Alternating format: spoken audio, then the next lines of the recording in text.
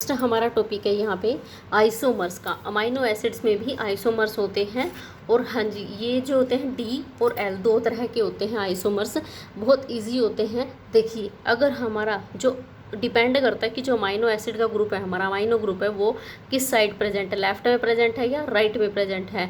अगर left side में present है तो उसको मैं बोलूँगी कि वो एल आइसोमर्स है। अगर राइट साइड में अमाइनो ग्रुप प्रेजेंट है तो उसको बोलूँगी कि जो डी आइसोमर्स है। ठीक है, ये हमारा होता है जैसे कि लेफ्ट हाइड्रोक्साइल इन फिशर प्रोजेक्शन।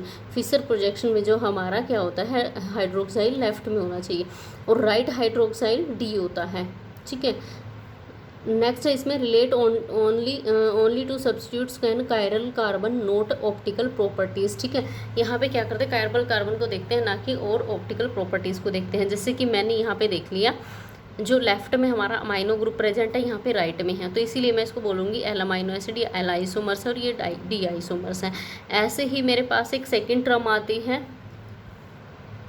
हाँ जी, R S system. R S system में क्या होता है कि जो हमारे पास कायरल कंपाउंड्स होते हैं, जो कायरल सेंटर्स होते हैं, ठीक है, यहाँ पे देखिए are S system for compounds with multiple chiral centres. Chiral centres हमारा क्या होता है कि ये वाले हमारे सेंटर्स होते हैं कायरल। ठीक है, कि डिपेंड करता है कितने सेंटर हैं। Priority rules based on aromatic, जो एटॉमिक नंबर्स होते हैं, सॉरी एटॉमिक नंबर्स पे डिपेंड करता है। जैसे कि हमारा एटॉमिक नंबर हाइड्रोजन का कितना है, 1 होता है। हाँ जी, इसका कितना होता है, हाँ जी, इसका नाइट्रोजन का कितना होता है, यहाँ पे 14 होता है। ठीक है, इसीलिए मैं इसको बोल सकती हूँ कि जो हमारा ये 14 सबसे ज़्यादा है। ठीक है, कार्बन का भी कम है, तो यहाँ पे क्या होगा 1, 2 और 3। ठीक है, ये हमारा क्या हो जाएगा, देखो यहाँ पे, ये देखो यहाँ पे higher atomic number higher priority, जिसका नंबर सबसे ज़्यादा होगा उसको ही हम प्रायोरिटी देंगे। जैसे कि हमारा जो एसएस है, यहाँ पे सबसे ज़्यादा इसका है। ठीक है, इसको 1 पे रख दूँगी, इसको 2 पे, इसको 3 पे, इसको 4 पे, जितने भी हमारे ग्रुप होंगे 4 तक होते हैं। ठीक है, उससे ज़्यादा अगर हमारी चैन में डिपेंड करता है जो आर साइड चेन है वो कितना लार्जेस्ट है। अब एग्जाम्पल मैंने यहाँ पे ले लिया, एलेनिन का ले लिया। ठीक है, एलेनिन का ले लिया। यहाँ पे एलेनिन का अल्फा कार्बन जो होता है वो बॉन्डेड होता है नाइट्रोजन से, मीथेन से और हाइड्रोजन से। ठीक है, अब ये देखिए मैंने यहाँ पे ये क्या ले लिया है, 1, 2 और 3। ठीक है, ये NH2 है, ये COH है, यहाँ पे मीथेन ग्रुप ले लिया है। एलेनिन का स्ट्रक्चर है, सेकंड अमाइनो एसिड है हमारा, इसीलिए मैंने इसको नंबरिंग पे रखा है। NH2 को 1 पे रख दिया, COH को 2 पे रख दिया और CH3 को 3 पे और 4 पे इसको रख दिया।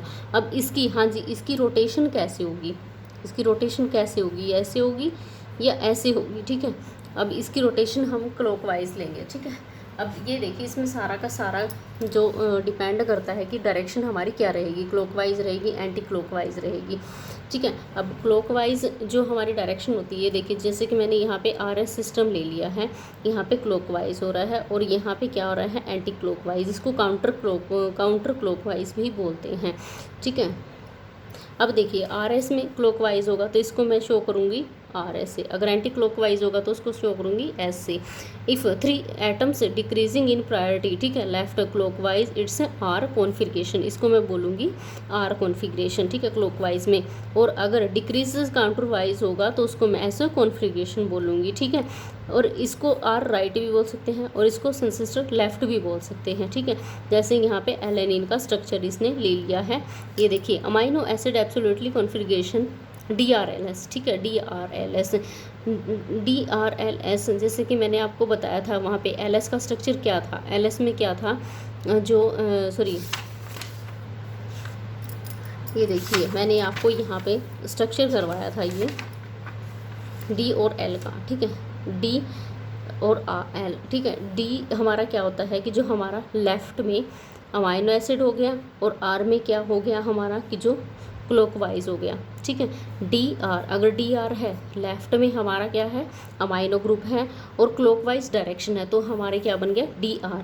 और अगर हमारा राइट साइड में अमाइनो ग्रुप प्रेजेंट है और एंटी क्लॉकवाइज कॉन्फ़िगरेशन हो रही है तो हमारा LS हो जाएगा और इसी को हम बोलते हैं डॉक्टर लाइफ साइंस।